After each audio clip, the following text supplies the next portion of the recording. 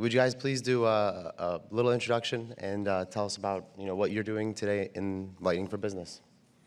Absolutely. Yeah, I'm Alex. I'm the founder and CEO of River. At River, we have two sides to the business. We're mostly known for our consumer products, brokerage, custody, hosted mining, and all-in-one app. But we also have a newer side to the business, which is Lightning for Enterprise business, where it's a custodial Lightning API. We make it very easy to add Lightning into your apps. We're known for being the backend for Chivo wallet in El Salvador. So we have a growing number of other customers, but that's sort of one we're allowed to talk about publicly. And yeah. Yeah, great. My name is Graham Krizek. I'm founder and CEO of Voltage. We are a Lightning infrastructure provider, so we help businesses operate Lightning nodes, help with liquidity, observability, kind of creating a full service platform for anyone to build on top of Lightning and use it in a native way. And we have powered a lot of popular Bitcoin businesses out there today.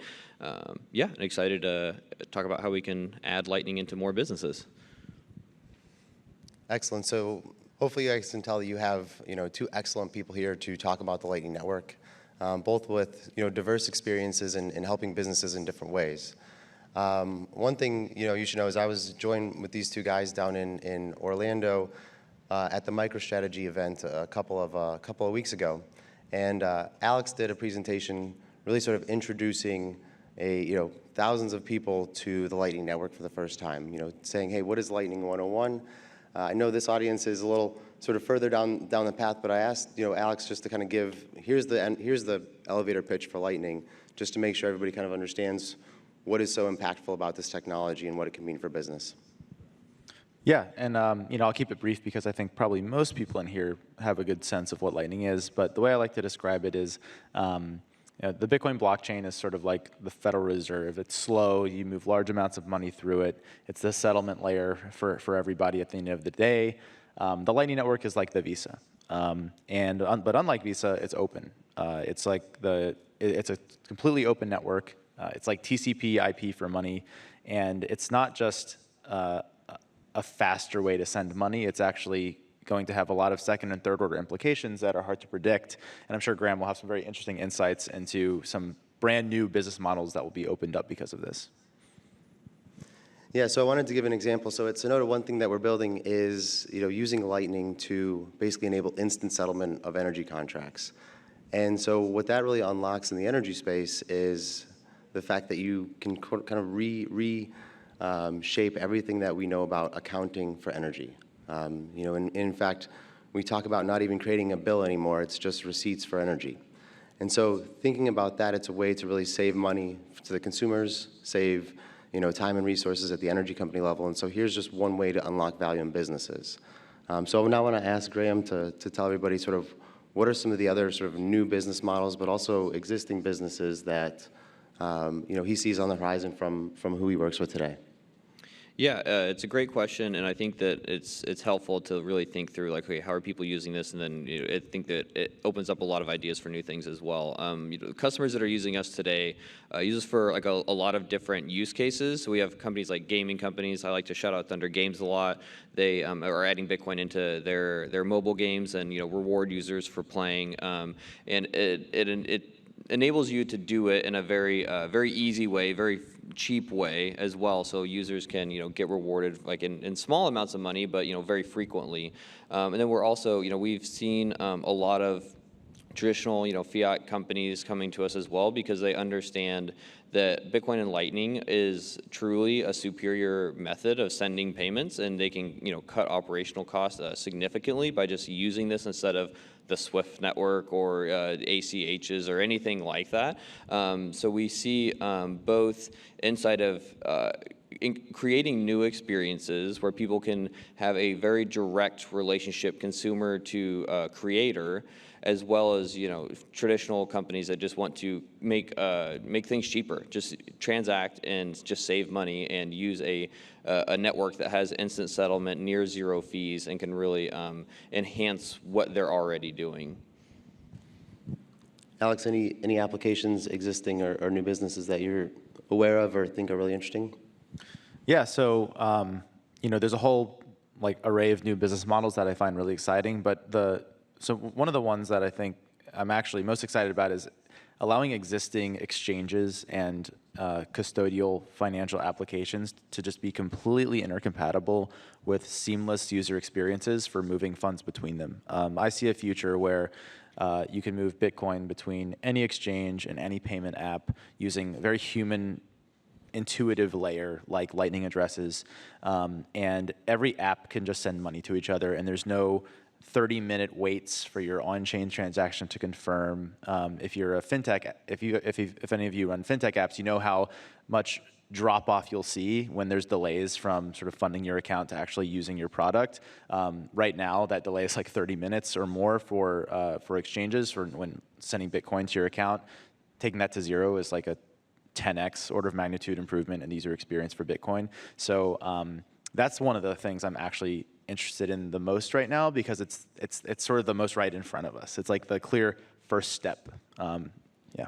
Yeah, and I think even like expanding on it a little bit of there was a time, maybe a year or two ago, when like there was a lot of experimentation inside of Lightning, trying to do like social networks on Lightning and things like that, and it didn't really necessarily pan out in the way that people were thinking, but I think that ultimately it really taught us that this is the best method for payments, and then it integrates so well with the things that are maybe built more purposefully for like social networks like Nostr and some of these other things. And so with Lightning being able to solve payments, which like enables you to do those, those different relationship building with like your consumers, but then it's also so linkable to so many other things that maybe there's, Nostr's a superior social network or something like that, and you can link into Lightning so well. And I think that that's also something to really think about. Of maybe you don't need to reinvent the wheel on Lightning, but it can click in like in the best way to anything that you're building wherever it is.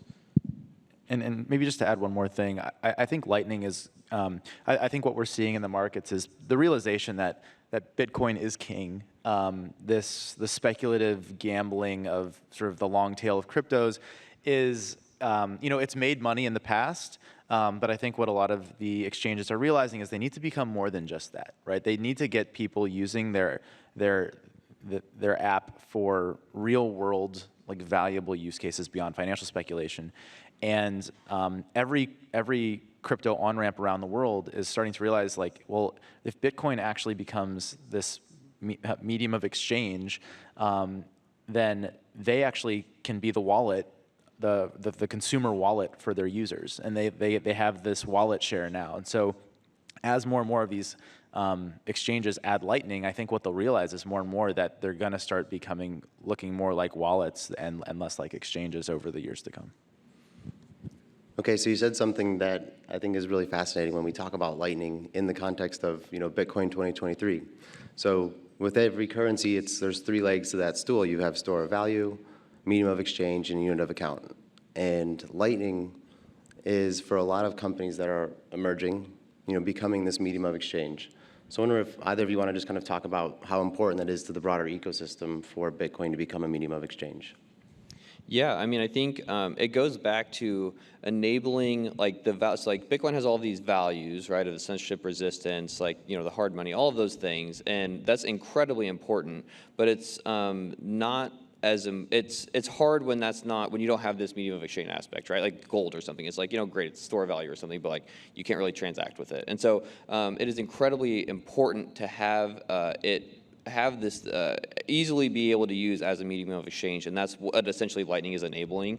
Like it is the means of that becoming a reality, and it is again becoming a reality in a better way. It's not like we're sacrificing on we're not sacrificing on the core principles of Bitcoin by doing the second layer, and we're also able with the second layer to do a better job of a medium of exchange as the other alternatives, which is it's an additional unlock for Bitcoin in that we can use it in not only keeping the properties that Bitcoin has, but it also is a better means of exchange and the cheaper transactions, the instant settlement, all of the things that comes with it. So I think it's incredibly important for Bitcoin to have this ability to be a superior medium of exchange, and Lightning is the way that is really going to be that is better than all the alternatives. So it's like it's a double whammy.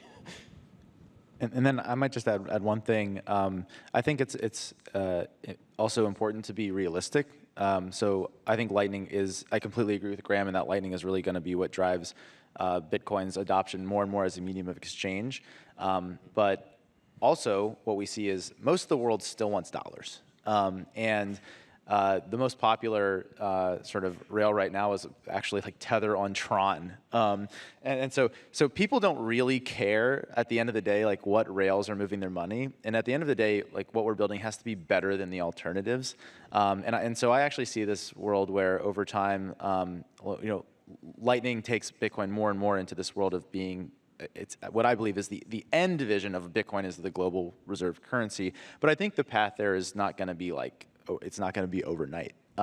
Lightning is going to win at certain use cases and certain regions as the dollar continues to sort of devolve and falter. But I think that it's also important to be realistic about sort of how fast this will completely take over the world. Yeah, no, I think that's a great point too. Of there's a lot of people out there that want these benefits that I just kind of mentioned on instant settlement, all those things, but they don't want the volatility risk. They don't want they don't necessarily care about Bitcoin. They just want those values. And so I think that that's going to be an interesting thing where Taro and some of these newer technologies, what those are going to do. Because yeah, I would even love to use Tether on top of Bitcoin and Lightning than Tron. Yeah.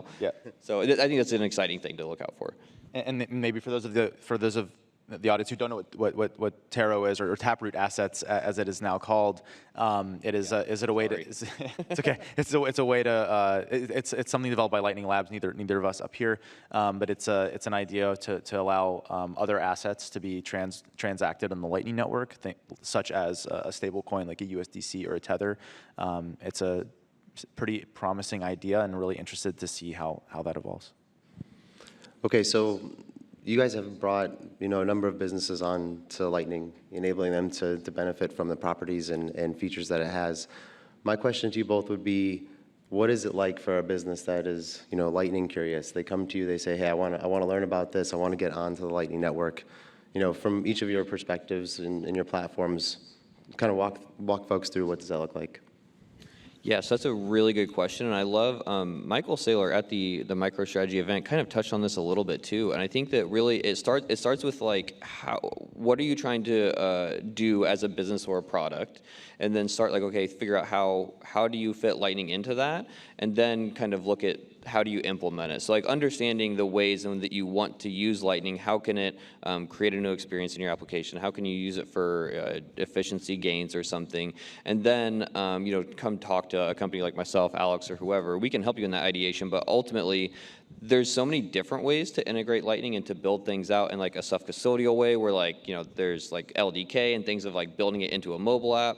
There's full on custodial and doing things on exchanges, and there's a very wide spectrum in how you can build it, and there's just you need to start with the use case of what are you trying to solve, and then you'll be able to really figure out how do you implement it. So that's something we do a lot with our customers, is really just start, okay, what are you trying to achieve? What do you want the experience to be? And then, okay, here's what you do. Here's how you build it out. And here's the tools that you can use to do that. So I think, not jumping right into oh, I need to set up my Raspberry Pi and get a Lightning node up and running and then figure out where to go from there. It's great to play with those things and start to learn. But when you think about actually adding it into your business, you got to start with how are you using it, and then backing it out. Yeah, and I completely agree. That's also how we approach things. We see often, actually the majority of people coming to us, they've heard about Lightning. They have some conception of sort of kind of channels and nodes and all this stuff. They don't really know what they should care about. So we like to have that conversation with them to really help them understand, okay, is Lightning going to solve their problem? And if so, can we help them solve that problem? Sometimes the answer is no to both of those questions or one of them. Now, if we do think that we are positioned at River to help solve their problem, and the types of customers we typically see are like exchanges, fintechs, sometimes payment processors. We're a regulated financial services business, so we're used to the whole compliance, helping solve those problems. The way it works is we get you set up with a test account, get you API keys, and you're off to the races, and talk to our engineers and help you answer whether it's design, product, engineering questions on how to actually integrate this into your app. And one thing for folks in the room, if you have never been to either of these companies' websites, River or Voltage, I encourage you to check them out, because two of the best in the space in terms of providing education around what Lightning is, examples of business cases and use cases. So we highly encourage you to take a look and read up as well. So when we think about a specific use case, one, maybe I'm a merchant and I just want to be able to accept Lightning payments. I want it to be paid instantly for a good that I'm selling. But it's not easy to just accept payments right away, right? I mean, there's challenges. If I'm brand new to Lightning, can I just start receiving payments? Yeah, it's a good question. I think that Lightning has kind of built up this reputation of it being like complex and hard, and like it's just challenging to get up and running on, which is like that there is some elements there that are like, it's a unique network. There's not a lot of other protocols or anything like that function the way that it does. So some of that has validity, but that's something that both of our businesses do, is we don't just give you something where you got to go like build everything yourself. Us at Voltage, like we will help you create everything that you need, handhold you every step of the way, and like make sure that you aren't having to rebuild everything from scratch all the time. And we're also developing tools to make all of those challenges easy, like liquidity and like the node uptime and the backups and like all of these things that like no business owner wants to think about or like really care about at all. And so we're working through abstracting those away, making it very, very easy. So again, like I guess the answer to the question would be like kind of go back of like how are you what are you doing with it, and then like we can help you implement it. But I guess like want to debunk the idea that, okay, if you want to start integrating Lightning or something, you got to learn these 10 different things and build everything from scratch. And I know Alex will have an answer too of like, how that they do it, which is again, very, very easy. So ultimately just come, like figure out what you need, and then come to one of our organizations and we can help you actually implement it. So it is easy. You can do it easily. Not everything has to be hard. If you want to do it the hard way, you have all the opportunity in the world to do it the hard way. You don't have to, though. Yeah, I think that was the perfect answer. I really don't have a whole lot to add. Okay, cool. So what about large payments? We've heard about Lightning probably for things like streaming podcasts and things of that nature. If I'm a business, can I do big payments on Lightning? You can. So I think the last time I checked, let's define big. The largest payments I've seen come through our routing nodes are about a Bitcoin or a little more than that. So call that around 30 grand. So that's not a big payment for a business. So for big businesses, we haven't seen Lightning. Lightning is not the best use case for that to date. I think that may change over time. On-chain is still much better for very large payments.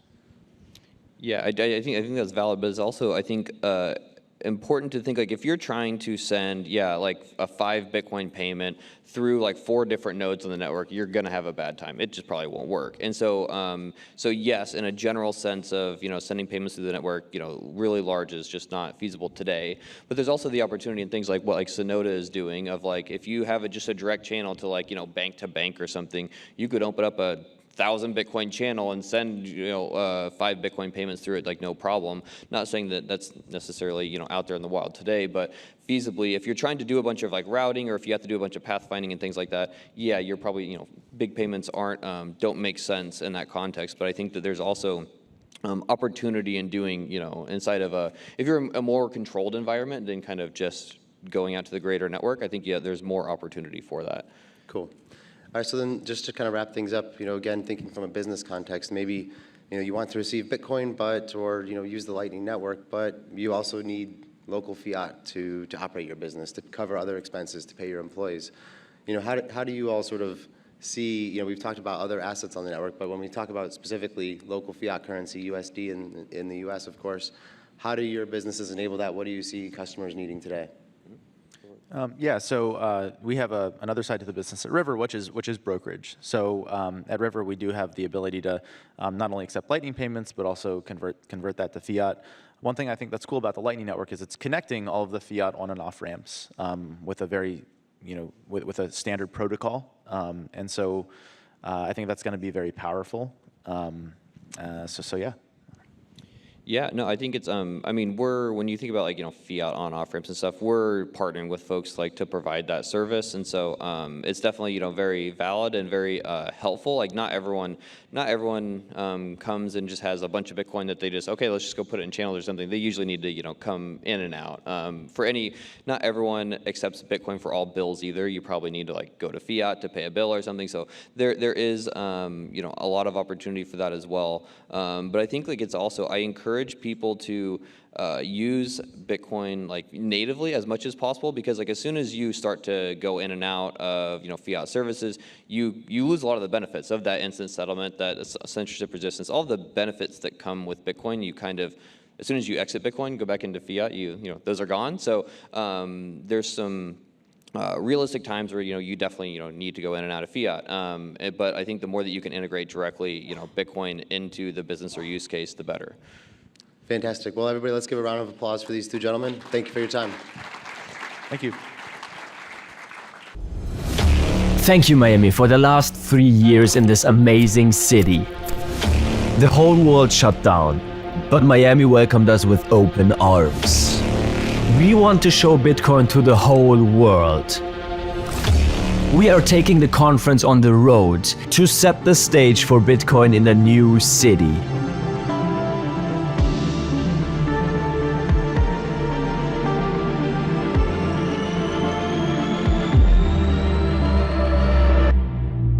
Nashville.